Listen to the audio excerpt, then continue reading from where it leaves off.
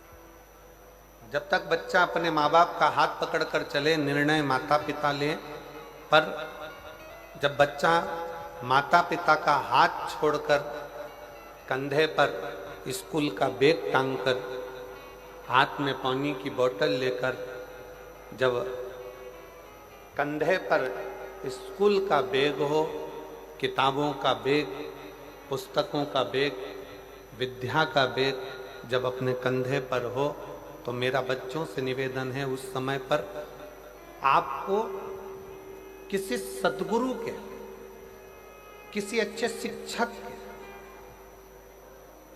निर्णय की बहुत जरूरत है।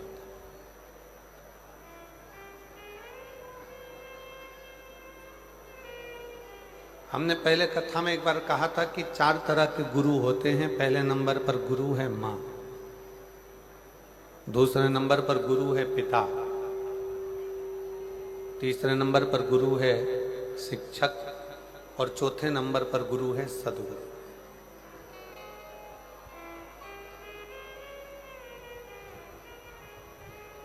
बचपन में, बाल्यावस्था में एक मां से बढ़कर दुनिया में कोई गुरु नहीं हो सकता।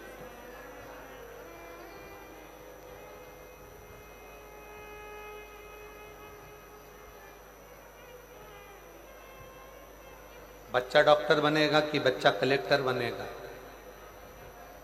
बच्चा एसपी बनेगा कि बच्चा डीएसपी बनेगा, बच्चा मंत्री बनेगा कि संतरी बनेगा कि कलंतरी बनेगा, बच्चा क्या बनेगा, बच्चा व्यापारी बनेगा, व्यवसायिक बनेगा कि नौकरी करेगा, एक माँ निश्चित कर देती है, क्योंकि वो माँ अपने बच्चे को दूध भी पिलाती है तो ज्ञान भी देती है।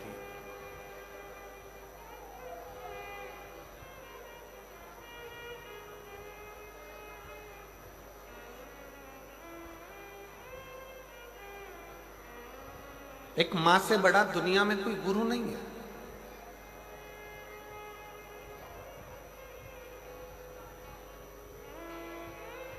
और नवयुवक बेटा बेटी अपनी बुद्धि में ये बात बिठाएं। कई लोग ऐसे हैं जिनको सहेलियों की बात अच्छी लगती है, दोस्तों की बात अच्छी लगती है, पर घर के माँ बाप की बात अच्छी नहीं लगती।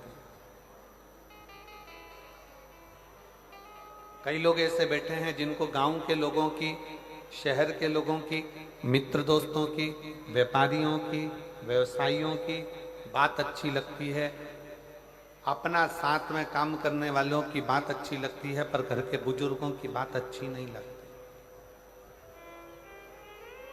कई बहुएं हैं, कई बेटे हैं, कई बेटियां हैं, कई दामाद हैं, कई बेटियां जिनको लोगों की बात अच्छी लगती है, पर घर के बुजुर्गों की, घर के माता पिता की बात अच्छी नहीं लगती।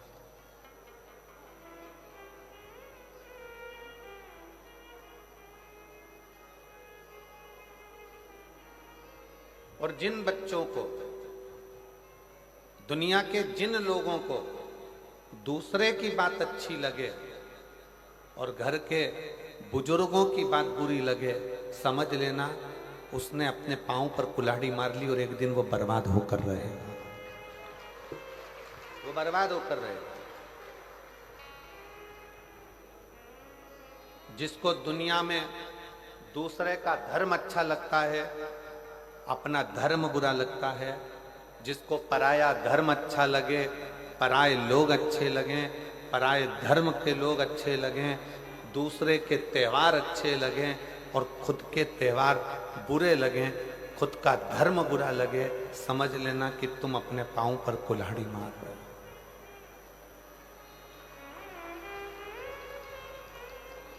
तुम अपने पांव पर कुल्हाड़ी मार रहे हो।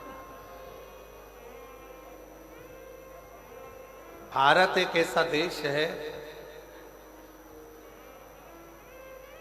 365 दिन में से कितने दिन?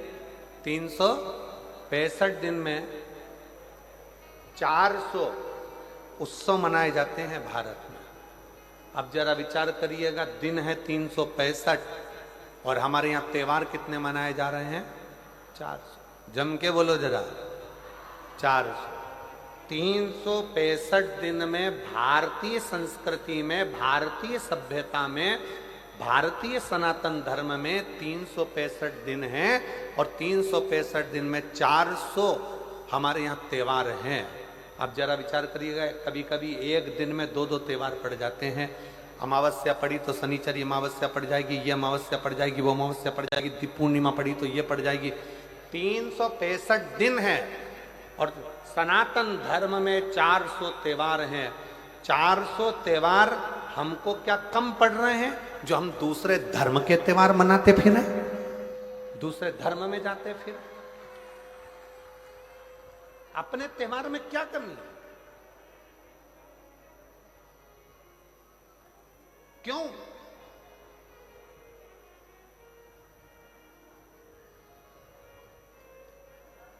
किस लिए?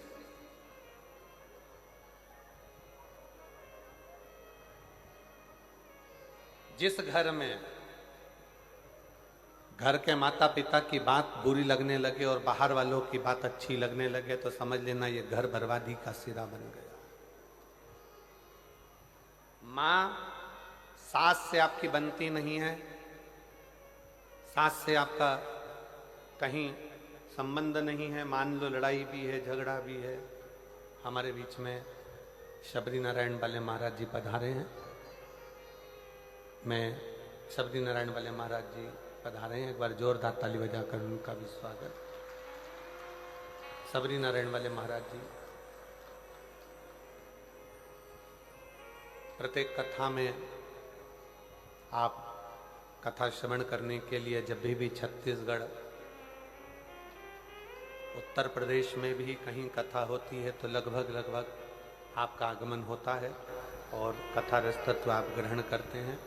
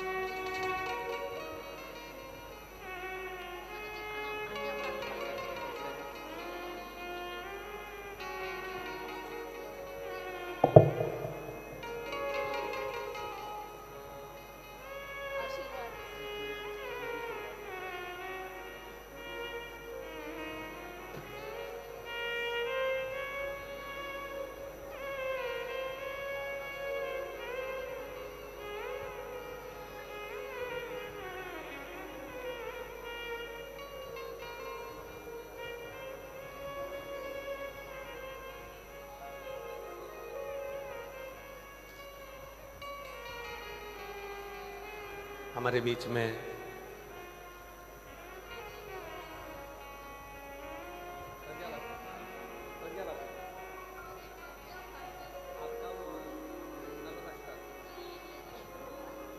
सुना के जाना है, मैं सुनूंगा।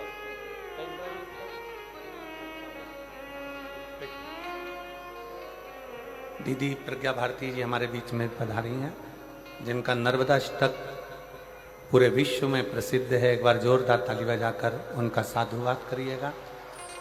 बहुत सुंदर आप नर्मदा अष्टक,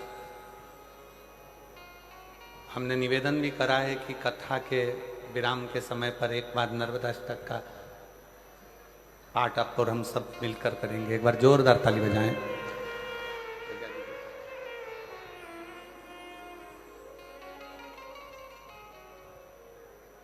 शिव कथा कर रही है, भगवान शंकर का संवाद कर रहा है, शिव महापुराण की कथा कर रहा है, शिव तत्व कह रहा है। माता पिता के शब्द, भले माता से आपका झगड़ा हो, पिता से आपका झगड़ा हो, भले माता पिता हो सकता है कि आपको ऐसा लगता है कि इनको ज़्यादा दिया, उनको कम दिया, पक्षपात का भाव हो सकता है, आपके हृदय में ऐसा लगता हो कि ऐसा किया गया, पर शिव पुराण कहती है कि माता पिता के शब्द आपकी बुद्धि में, आपकी चित्त वृत्ति में श्रेष्ठ लगना चाहिए। श्रेष्ठ। कभी भी एक बात अपने जीवन में उतार कर रखिए कि घर के बुजुर्ग के पास में अगर कोई वस्तु है या घर के बुजुर्गों के पास में कोई सामग्री है, वो किसी दूसरे को नहीं देंगे, देंगे तो आपको देंगे।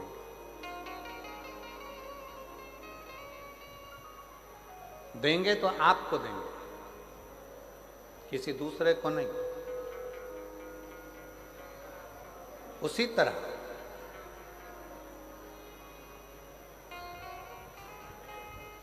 शिव महापुराण की कथा कहती है कि घर का जो बुजुर्ग है, घर का जो बड़ा है, घर का जो बयो है, अगर वो आशीर्वाद देगा, यदि कुछ आपको प्रदान करेगा, वो किसी अन्य को जो दे रहा है उससे 4 गुना ज्यादा प्रबल वो बल आशीर्वाद आपको दे रहा है,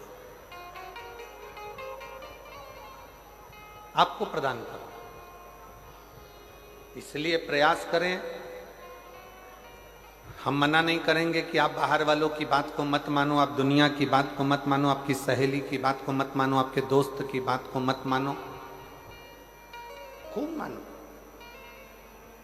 पर साथ में जो घर में बुजुर्ग हैं, घर में माता पिता हैं, घर में जो बयों हैं, घर में जो बड़े हैं, घर में जो विराजमान हैं, उनकी बात को भी आपको मानना चाहिए।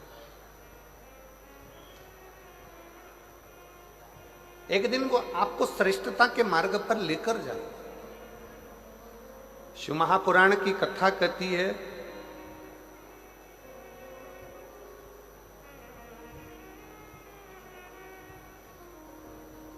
जिस समय पर ब्रह्मा जी के मन में कोई संशय उत्पन्न होता था, ब्रह्मा जी जब सृष्टि का निर्माण करते हैं और सृष्टि का निर्माण करते करते जब ब्रह्मा जी के मन में संशय उत्पन्न होता है तो भगवान शंकर के पास जाकर बैठते हैं,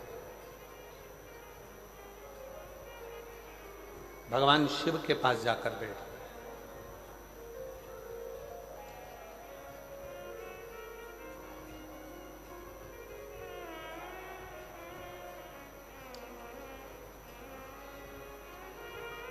ब्रह्मा जी के हृदय में संशय हुआ, देवादिदेव महादेव के पास जाकर बैठे।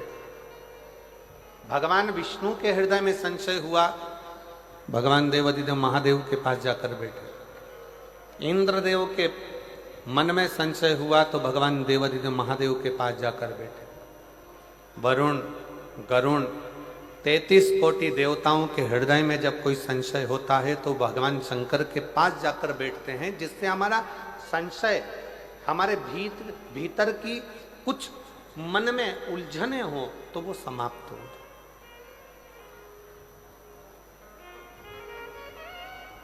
हमारे भीतर का संशय समाप्त हो जाए, हमारे भीतर की उलझने समाप्त हो जाए। अब कितना सुंदर कहा कि भगवान ब्रह्मा जी के मन में संशय होता है तो वो भगवान शिव जी के पास जाकर बैठते हैं, भगवान नारायण के पास संशय होता है तो शंकर जी के पास जाकर बैठते हैं, इंद्र के मन में संशय होता है तो शिव के पास जाकर बैठते हैं, नारद जी के मन में संशय होता है तो शंकर जी के पास जाकर बैठते हैं। शिव महापुराण की कथा कहती है केवल देवता ही नहीं, भगवान राम भी अगर इस पृथ्वी पर जन्मे और उनके मन में संशय आया तो वो शंकर जी के पास जाकर बैठे हैं। भगवान कृष्ण इस पृथ्वी पर जन्मे, भगवान कृष्ण इस पृथ्वी पर जन्म लेने के बाद उनके मन में संशय आया तो वो भी भगवान शंकर के पास जाकर बैठे हैं। शिव महापुराण की कथा कहती है कि आपके हृदय में भी अगर कोई संशय है तो पहला काम करो, 1 लोटा जल भरकर शंकर के मंदिर में ले जाकर चढ़ाओ और शिव के चरणों में जाकर बैठना प्रारंभ करो, संशय समाप्त होना चाहिए।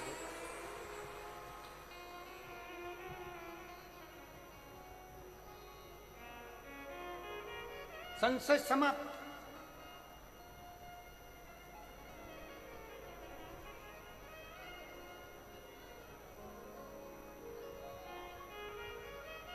भीतर के संशय को शिव समाप्त कर दे। अपने भीतर अगर कोई विशेष संशय आ गया, कोई परेशानी आ गई, कोई उलझने आ गई, आप शंकर जी के मंदिर में पहुंचे हो तो वो समाप्त कर दो।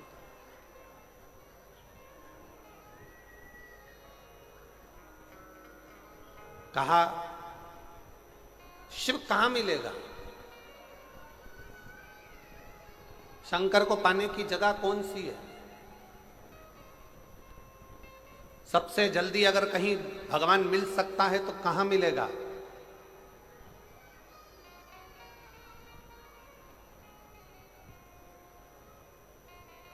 शबरी नारायण वाले महाराज जी बैठे हुए हैं।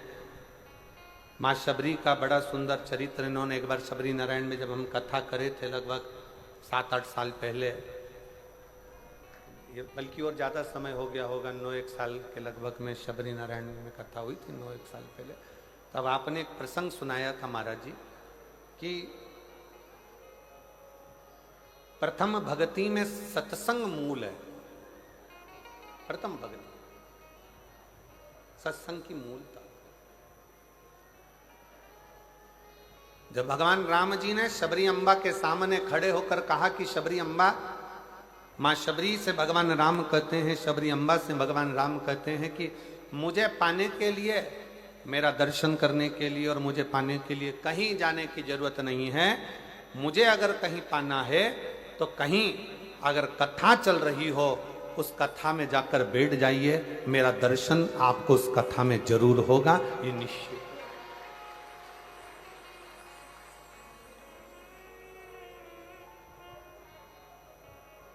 अब किस रूप में होगा, कहां होगा, कैसे होगा, ये वो निश्चित करता है। उसकी निश्चितता वो करता है। 7 दिन की कथा में आज कथा का 6ठा दिन है, जिसको शिवरात्रि कहा जाता है। आज शिव भक्त रात भर यहाँ रुककर कीर्तन करते हैं। सुबह 8 बजे से 11 बजे तक शिव भक्त कथा सुनते हैं।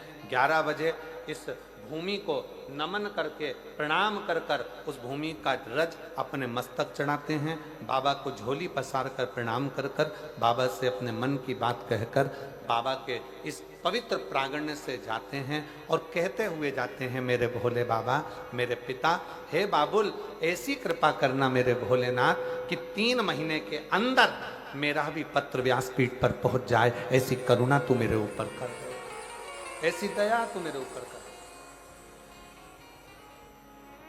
विनय करते, निवेदन करते, और केवल 2 दिन, आज का दिन और कल का दिन। कल कथा 11 बजे विराम हो जाएगी, फिर आपका और हमारा मिलन 1 अप्रैल को होगा। 5 अप्रैल तक शाहदा में 1 बजे से 4 बजे तक महाराष्ट्र।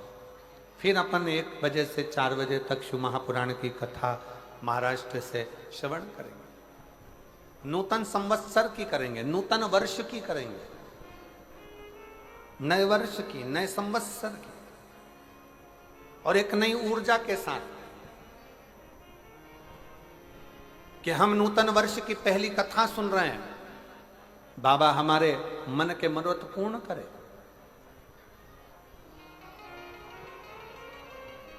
शिव के पास जाओ, शंकर के पास जाओ, शिव जी के पास जाकर बैठो, शंकर जी के पास जाकर बैठो। अपनी उलझनों को समाप्त करिए, अपनी उलझनों को मिटा दीजिए, अपनी उलझनों को समाप्त कर दीजिए। और शंभु शरणे पड़ी मांगो घड़ी रे दुख काटो दया करी न दर्शन आपो। शंभु शरणे पड़ी मांगो घड़ी रे दुख काटो दया करी में दर्शन आपो। भगवान शंकर के पास जाकर बैठना मतलब अपने संशय को मिटा देना, अपनी उलझनों को समाप्त कर देना। कहां दर्शन होगा भगवान का? भगवान का दर्शन आप कहां कर सकते हैं? तो किसी ने कहा मंदिर में जाकर भगवान का दर्शन हो सकता है। शिव महापुराण की कथा कहती है मंदिर में जाकर भगवान का दर्शन होगा, पर भगवान के श्री विग्रह का दर्शन। भगवान के स्वरूप का दर्शन होगा, भगवान के श्री विग्रह का दर्शन।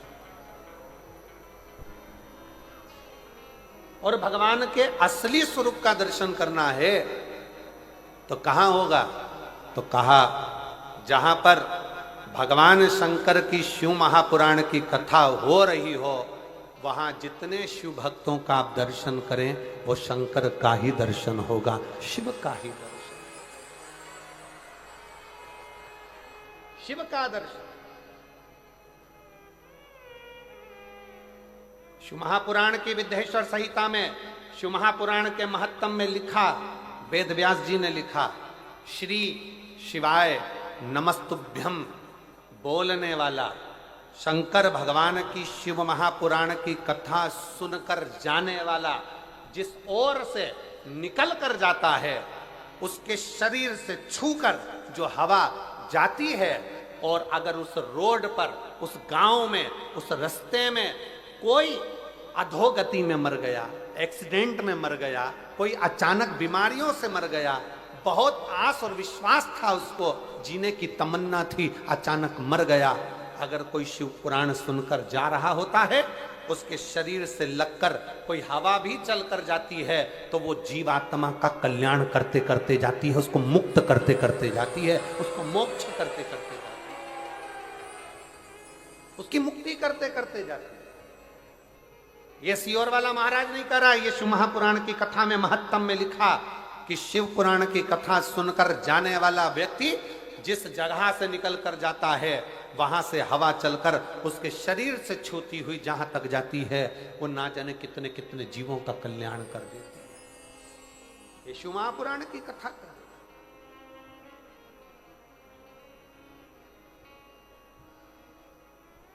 अब जरा विचार करिएगा, आप भगवान शंकर की इस पवित्र कथा को श्रवण कर कर अपने अपने गांव में जाओगे, कोई अंबिकापुर से आया, कोई जसपुर से आया, कोई कुनकुरी से आया, कोई मयाली से आया, कोई आसपास के गांवों से आया, कोई राजपुर से, कोई रायपुर से, जहाँ जहाँ लोग जहाँ जहाँ से आ सकते थे, कोई झारखंड से, कोई बिहार से, जहाँ जहाँ से आप लोग आए हो, कितना कितना भाव आपके शरीर से लगी हुई ये शिव महापुराण की तरंगे, आपके शरीर से छूही ये भगवान शंकर के शिव महापुराण की माटी अपने शरीर से लगकर जब अपने गांव तक जाएगी, कितना एक भाई का पत्र देखिए।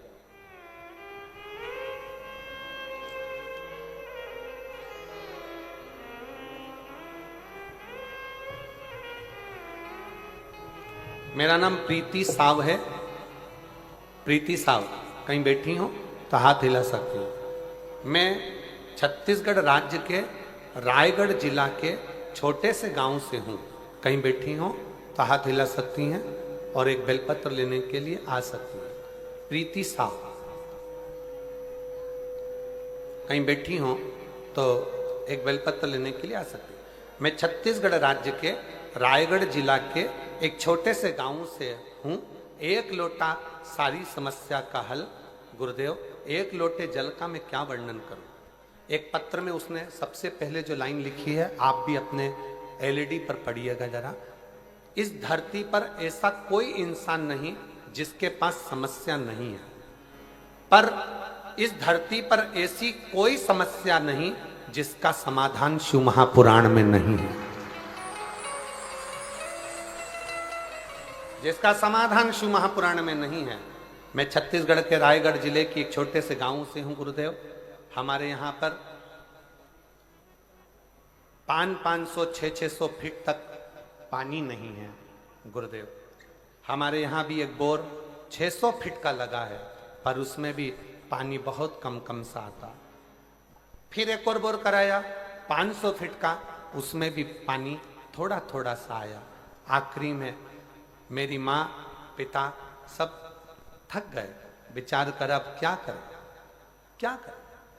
तब आपकी कथा छत्तीसगढ़ के ही एक क्षेत्र में हो रही थी और बाबा से प्रार्थना करने हम उस छत्तीसगढ़ के ही क्षेत्र में पहुंच गए और बाबा की कथा सुनकर वहां की माटी को लेकर अपने घर आ गए और हम फिर पुनः वापिस एक बोर कराए जहां हमने माटी का ढला रखा और बोरिंग की मशीन लगवाई तो 170 फीट पर हमें भरपूर पानी प्राप्त हुआ। 170 फीट पर हमें पानी की प्राप्ति हुई। गुरुदेव, दुनिया के लोग हंसें, दुनिया के लोग ताना कसें, कहीं बैठी हो प्रीति साहु, छत्तीसगढ़ रायगढ़ जिले के छोटे से गांव से है, अगर कहीं बैठी हो तो आ सकती हो। एक विश्वास, एक भरोसा, एक दृढ़ता। अब कौन कहे, दुनिया की दृष्टि में लोगों को लगता है कि शिव महापुराण का कथा का पंडाल है, यहाँ केवल कथा होती है, पर शिव जी महाराज स्वयं तुमरुका जी से भगवान शंकर कहते हैं, तुमरुका जी, जिस स्थान पर शिव महापुराण की कथा का वाचन होता है वो स्थान साधारण नहीं रहता, मेरा कैलाश काशी बन जाता है और वहां मैं निवास करता हूं, वहां मैं निवास करता हूं।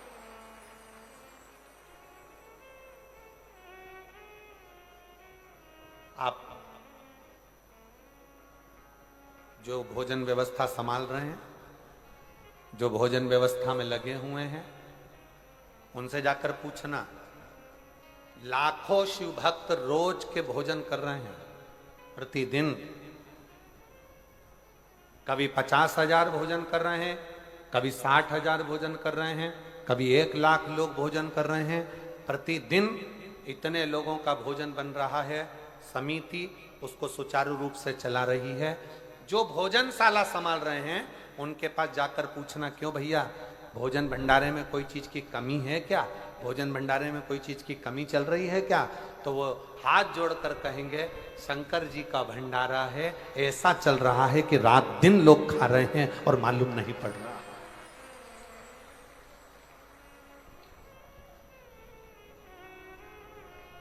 शिव महापुराण की कथा को मैं कौशल्या दीदी जी को बहुत धन्यवाद दूंगा, माननीय मुख्यमंत्री जी की धर्मपत्नी श्रीमती कौशल्या देवी सहाय जी को इस चीज के लिए धन्यवाद दूंगा कि इस शिव महापुराण की कथा का यजमान का कोई नाम कौशल्या दीदी आपने नहीं दिया। इस कथा का यजमान बनाया संपूर्ण क्षेत्रवासियों को, संपूर्ण सनातनियों को, संपूर्ण हिंदुओं को। इस कथा का यजमान पद अगर किसी को दिया तो आपने संपूर्ण क्षेत्रवासियों के, वनवासी निवासियों को, वन में रहने वालों को, आदिवासियों को, वन क्षेत्र में रहने वालों को इस कथा का मुख्य यजमान का पद दिया कि ये वनवासी, ये आदिवासी, ये निवास करने वाले संपूर्ण सनातनी इस कथा के यजमान रहेंगे। मैं आपको बहुत बहुत धन्यवाद देता हूं इस चीज के लिए। श्री शिवाय नमस्ते। बहुत ये श्रेष्ठता है, ये सहजता है, होना चाहिए। प्रभु आपकी कृपा से सब काम हो रहा है, करते हो भोले बाबा मेरा नाम हो रहा है, करते हो भोले बाबा मेरा नाम हो रहा है, भोले आपकी कृपा से सब काम हो रहा है। मैं तो नहीं हूँ काबिल, तेरा पार कैसे पाऊं, मैं तो नहीं हूँ काबिल, तेरा पार कैसे पाऊं, टूटी हुई वाणी से गुणगान कैसे गाऊं, टूटी हुई वाणी से गुणगान कैसे गाऊं, करता नहीं मैं कुछ भी, सरेआम हो रहा है, भोले आपकी कृपा से सब काम हो रहा है, भोले आपकी कृपा से सब काम हो रहा है।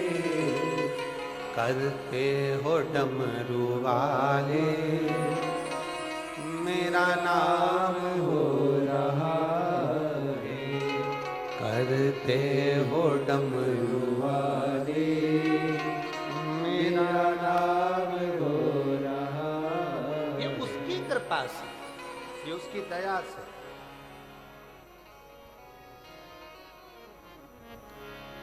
कल शाम को माननीय आईजी महोदय, माननीय एसडीएम महोदय, माननीय कलेक्टर महोदय, माननीय एसपी महोदय, माननीय नंदे जी, सबसे मिलना हुआ था शाम को। तो एसपी सर और कलेक्टर सर एक बात बोले, बड़ी सुंदर बात थी, बहुत अच्छा लगा सुनकर कि महाराज जी इस आदिवासी वनवासी क्षेत्र के लोगों का कोई, उन्होंने शंकर जी की बहुत भक्ति करी होगी जो ये शिव पुराण की कथा यहां पहुंची है। ये उनकी भक्ति का फल। मैं क्षेत्रीय जसपुर क्षेत्र के कलेक्टर महोदय, एसपी, आईजी, एसडीएम, कमिश्नर आदि सबको बहुत बहुत, यहाँ के एसएसपी, एसपी, टीआई सबको साधुवाद देता हूँ कि आपकी सोच में, आपकी बुद्धि में कम से कम वनवासी क्षेत्र का कल्याण है। कल्याण कितना सुंदर वर्णन किया कि इनके पुण्य थे। और उस बात को सुनकर हमारे मन में एक बहुत अच्छी बात ध्यान में आ गई कि आदिवासी क्षेत्र में, वनवासी क्षेत्र में अगर ये कथा हो रही है तो इसका प्रसंग हमारे स्मरण में आया वो भगवान राम जी का, कि वो वन के लिए जाते हैं और गंगा जी के तट पर पहुंचकर निषाद राज को आवाज लगाकर कहते हैं, निषादों के राजा आओ, हमको पार होना है, गंगा जी से हमको पार होना।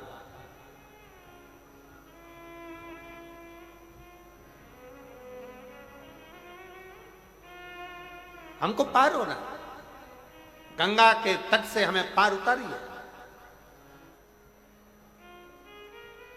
तो वो कहते ना, कभी कभी भगवान को भी भक्तों से काम पड़े, जाना था गंगा पार प्रभु, केवट की नाव चढ़े।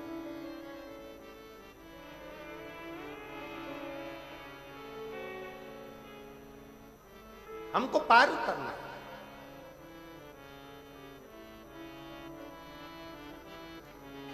नाव लाई जाए, बहुत सारे केवट अपनी अपनी नावों को लेकर आए। किसी की नाव में रतन जड़े थे, किसी की नाव चंदन की बनी थी, किसी की नाव में छाता था, किसी की नाव में छत्र लगा था, किसी की नाव में पेंटिंग हुई थी, किसी की नाव में कढ़ाई हुई थी, किसी की नाव में घड़ाई हुई थी, कोई नाव में तांबा लगा था, कोई नाव में चांदी लगी थी, कोई नाव में पीतल लगा था, कोई नाव इतनी सुंदर थी कि वो देखते रह जाओ। इतनी सारी नाव घाट पर आकर खड़ी हो गई और भगवान निषादों का राजा निषाद राज ने भगवान राम जी से कहा, प्रभु ये सारी नाव आपकी है, आप जिस नाव पर अपना हाथ रख दोगे वो नाव में आप बैठकर चले जाओगे। आपके लिए नाव का ढेर लगा दिया गया।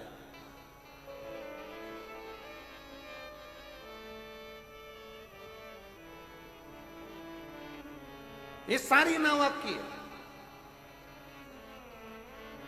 आप चाहे जिस नाव में बैठ जाइए, आप चाहे जिस नाव में बैठिए, आपकी मर्जी।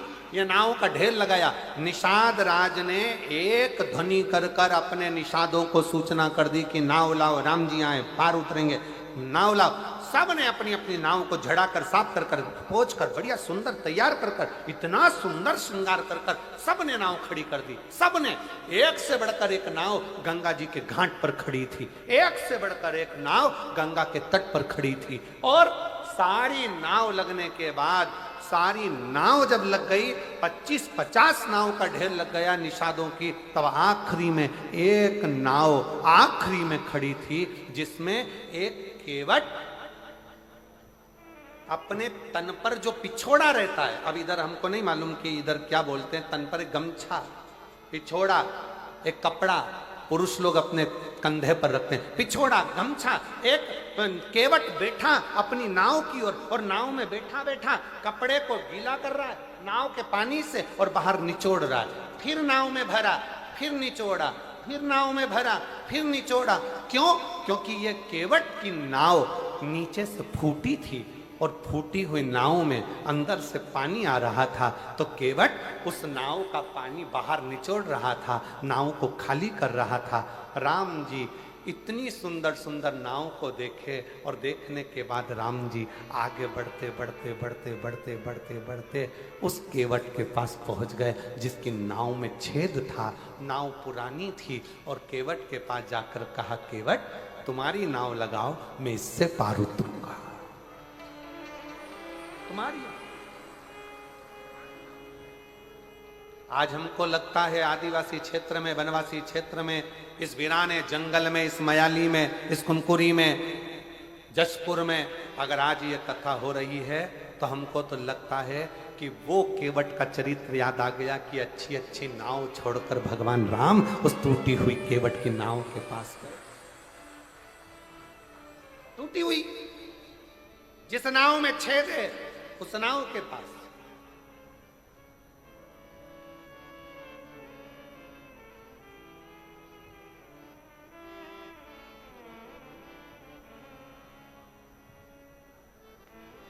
राम जी ने कहा, केवट नाव लगाओ। केवट राम जी को देखता रहा, सुध नहीं पड़ी।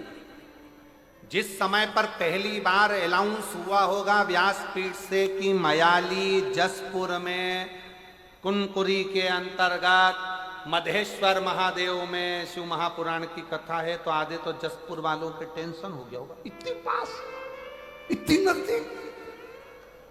सोचा ही नहीं था, कभी नहीं सोचा था कि महाराज यहां जाएगा, कथा हो जाएगी।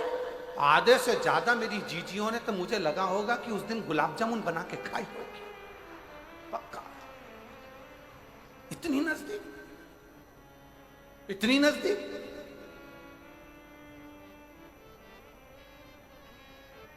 और कई मेरी बेटियां बैठी हैं, कई मेरे बेटा बैठे, कई मेरी जीजियां बैठी हैं, उनको नींद नहीं आई होगी जब तक कथा चालू नहीं हुई होगी ना, इनको बेचैनी अंदर से तड़फन हो रही होगी। 2 दिन बचे हैं, 3 दिन बचे हैं, 1 दिन बचा है, बस आने वाली है, आने वाली शिवपुरा होने, शंकर कथा,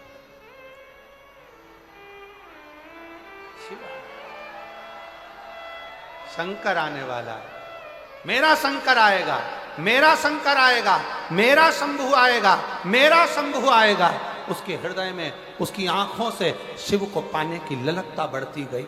मेरा भोला आएगा, मेरा शंभु आएगा, मेरा शंकर आएगा, मेरा शंकर आएगा, मेरा शंकर आएगा। और उसके हृदय में बेचैनी बढ़ने लगी, मेरा शंभु आएगा, मेरा शंकर आएगा, मेरा शंकर आएगा, मेरा शंकर आएगा। जो बेचैनी बढ़ी, शिव को पाने की ललकता बढ़ती चली गई, बढ़ती चली गई। मेरा शंकर आएगा, मेरा शंभु आएगा, मेरा शंकर आएगा, मेरा शंभु आएगा। ललकता बढ़ती चली गई, शिव को पाने की ललकता बढ़ती चली गई। शिव शिव शंकर ओघड़दानी दर्शन देने के लिए पहुंचेगा, उसको पाने की ललकता बढ़ती चली गई। आएगा, मेरा शिव आएगा, मेरा शंकर आएगा, आएगा, मेरा शिव पहुंचेगा, उसको पाने की ललकता बढ़ती चली, बढ़ रही, उसको देखने की, उसको पाने की, उसको निहारने की ललकता बढ़ती चली। और मेरे भोले तेरा सहारा है, मेरे भोले तेरा सहारा है, मेरी नैया साधु किनारा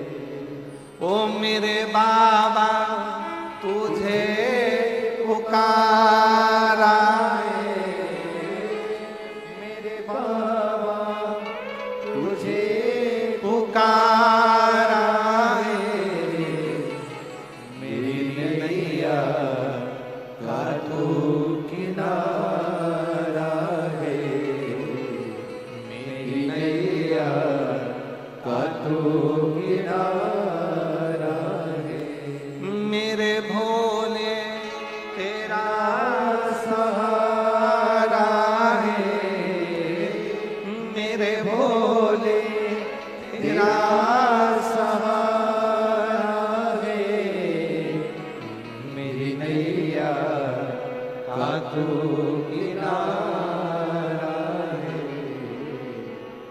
मेरी नैया हाथों किनारा है। उसकी प्रतीक्षा, उसकी बाट जोना, उसका इंतजार करना, वो आए,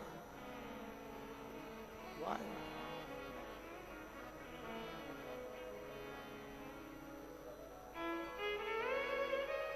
हे मेरे जसपुर की जीजियों, मेरे जसपुर के जीजाओं, मेरी बेटियों बेटाओं, शंकर शिव कब आता है कब जाता है लोगों को मालूम ही नहीं पड़ पाता है, और किस रूप में आकर ऐसी तरंग के साथ, ऐसी सुगंध के साथ, ऐसे वायु संचार के साथ, ऐसे आनंद के साथ निकल कर चले जाता है, लोगों को मालूम ही नहीं पड़ पाता कि कब आया और कब चले गया, कब आया।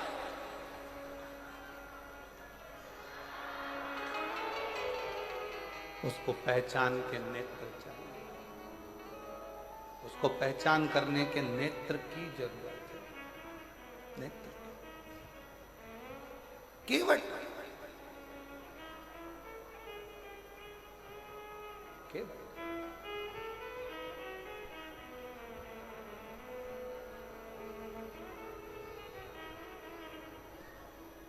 तेरी नाव लगा ले, तेरी नाव। केवट ने कहा,